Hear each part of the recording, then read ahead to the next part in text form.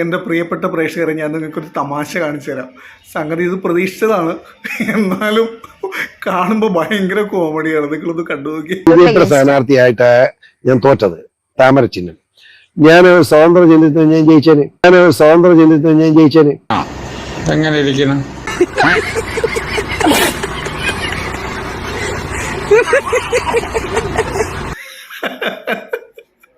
ഓ, ഭയങ്കര ഇപ്പോഴും ആത്മവിശ്വാസം ഉണ്ടല്ലോ. സ്വതന്ത്ര ചിഹ്നത്തിൽ നിന്നിരുന്നെങ്കിൽ ജയിച്ചേനായിരുന്നു. ആഴ്ചയിൽ പാർട്ടി മാറി. അയ്യോ, എനിക്ക് ഏറ്റവും വലിയ സങ്കടം എന്താണെന്ന് വെച്ച് കഴിഞ്ഞാൽ, പുള്ളി ഉമ്മൻചാണ്ടി സാറിനെ കുറിച്ച് പറഞ്ഞൊരു വീഡിയോ, പുള്ളി ഡയറക്റ്റ് അവിടെ കയറി ചെല്ലുമ്പോൾ കാണാൻ പാടില്ലാത്ത കാഴ്ച കണ്ടു എന്ന് പറഞ്ഞ ആളാണ് പുള്ളി.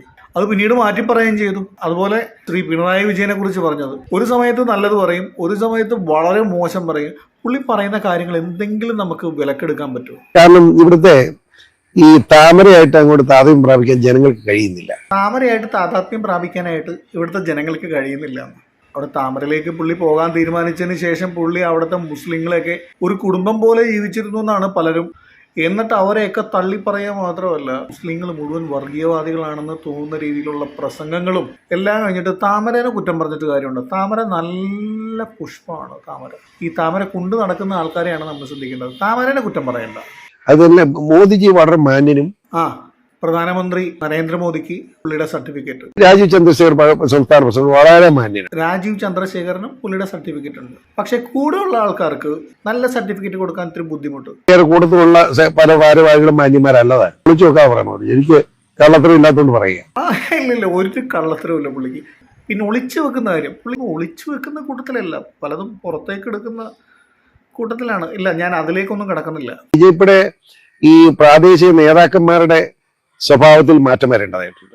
കാരണം അവര് ജനകീയരാകണ്ടേ. പിന്നെ ഒരു പുതിയ ഒരാൾ ബിജെപി ചെന്ന അവനെ ഒരു രണ്ടാം തരം പൗരനായിട്ട് കാണുന്ന പല മേഖലയുണ്ട്. ഇപ്പോഴാണ് പിടി കിട്ടിയത്. കാരണം പുള്ളി പറഞ്ഞൊരു പോയിന്റ് ശ്രദ്ധിച്ച, പുതിയ ആൾക്കാർ BJP-യിലേക്ക് ചെല്ലുമ്പോൾ അവരെ രണ്ടാം തരം പൗരന്മാരായിട്ട് കാണുന്നത്. കാരണം BJP-നെ സംബന്ധിച്ചിടത്തോളം അവിടേക്ക് ചെല്ലുന്ന ഒരു പുതിയ ആളല്ലേ ശ്രീ PC ജോർജ്. ആ പുള്ളിനെ രണ്ടാം തരം പൗരനായിട്ട്, രണ്ടാം തരം ആളായിട്ട് കണ്ടു എന്നുള്ളത് നിസ്സംശയം നമുക്ക് മനസ്സിലാക്കാം.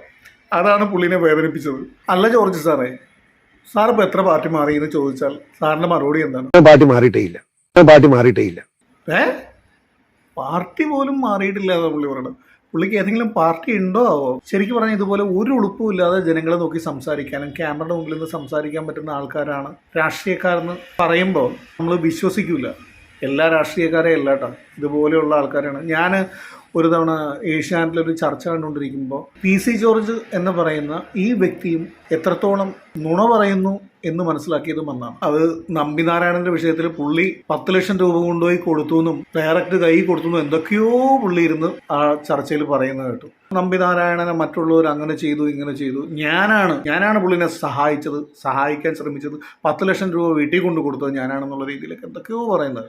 ഇതിനെക്കുറിച്ച് ഒരു ധാരണയില്ലാത്തവർ അതൊക്കെ വിശ്വസിക്കും. ആ സമയത്ത് കൃത്യമായിട്ട് നമ്പിനാരായണനെ വിനു കണക്ട് ചെയ്യുന്നു. നമ്പിനാരായണൻ പറയുന്ന കാര്യങ്ങൾ കേട്ടപ്പോൾ നമുക്ക് മനസ്സിലായി, വേറെ ആരെങ്കിലും ആണെങ്കിൽ അവിടെ നിന്ന് എഴുന്നേറ്റ് ഓട്ടിപ്പോയാന്. പുള്ളി അവിടെ ഇരുന്ന് മുഴുവൻ കേട്ടു. ഇങ്ങനെയുള്ള കാര്യങ്ങൾ സംഭവിച്ചു കഴിഞ്ഞാൽ ചിലർക്ക് പിന്നീട് മറ്റുള്ളവരുടെ മുമ്പിൽ വരാനും ക്യാമറയുടെ മുമ്പിൽ വരാനൊക്കെ മടിയായിരിക്കും. പക്ഷെ ഇതൊന്നും ഒരു കൂസലും ഇല്ലാതെ എനിക്കൊന്നും സംഭവിച്ചിട്ടില്ല. ഞാൻ നുണ പറയും, നിങ്ങളത് കേൾക്കണം. അത് നുണയാണെന്ന് മനസ്സിലായി കഴിഞ്ഞാൽ നിങ്ങളത് മനസ്സിൽ നിന്ന് വിട്ടേക്കണം. ഞാൻ ഇനിയും പറയുന്നുള്ള രീതിയിലാണ് പുള്ളിയുടെ ഒരു നിലപാടും പുള്ളിയുടെ പ്രവർത്തനങ്ങളും സംസാരം. കണ്ടില്ലേ, ഞാൻ പാർട്ടി മാറിയിട്ടില്ല എന്ന്. ഇപ്പോൾ ഒരു കാര്യം നമുക്ക് മനസ്സിലായില്ലേ, പുള്ളിനെ BJP-ക്കാർക്ക് വേണ്ട. ഞാൻ പാർട്ടി മാറിയിട്ടില്ല എന്ന് പുള്ളി പറയുമ്പോൾ പുള്ളിയുടെ ഒരു സ്വഭാവം അനുസരിച്ച്, പുള്ളിയുടെ ഒരു പ്രതികരണ രീതി അനുസരിച്ച് ചോദിക്കുന്ന ചോദ്യം എങ്ങനെ ആയിരിക്കും എന്നറിയോ? പിന്നെ തൻ്റെ തന്തയാണോ പാർട്ടി മാറിയതെന്ന് തിരിച്ചു ചോദിക്കേണ്ട ഒരു രീതിയിലാണ് പുള്ളി ഇങ്ങനെ പറഞ്ഞത്. പക്ഷെ നമ്മളങ്ങനെയൊന്നും ചോദിക്കാൻ നിൽക്കണ്ട. എന്ത് പാർട്ടി മാറിയാലും, ചിഹ്നം മാറിയാലും, താമരയായാലും, കൈപ്പത്തി ആയാലും, അരിവാളായാലും, ഇനി ചക്കയായാലും പുള്ളിക്ക് ഇനി ആരും വോട്ട് ചെയ്യുമെന്ന് എനിക്ക് തോന്നുന്നില്ല.